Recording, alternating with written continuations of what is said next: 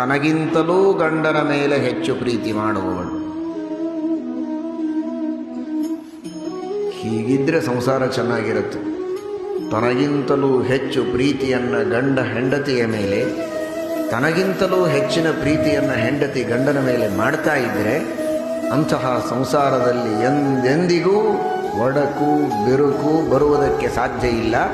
ಗಟ್ಟಿಯಾಗಿ ಆ ಪ್ರೇಮದ ಬಾಂಧವ್ಯ ಸುದೀರ್ಘ ಕಾಲದವರೆಗೆ ಇರುತ್ತೆ ಅಂತನ್ನುವುದಕ್ಕೆ ಸತಿ ಹಾಗೂ ಶಿವರೇ ಸಾಕ್ಷಿ ಅನ್ನುವುದಕ್ಕೆ, ದಾಂಪತ್ಯ ಜೀವನ ಸ್ಥಿರವಾಗಿರುವುದಕ್ಕೆ ಇವರಿಬ್ಬರ ಉಪಾಸನೆಯನ್ನು ಮಾಡಿ ಅಂತ ಹೇಳುವುದು. ಉಮಾವೈ ವಾಕ್ಸಮುದ್ದಿಷ್ಟ ಮನೋರುದ್ರ ಉದಾಹೃತಃ ತದೇತನ್ಮಿಥುನಂ ಜ್ಞಾತ್ವಾ ನ ದಾಂಪತ್ಯಾದ್ವಿಹೀಯತೆ.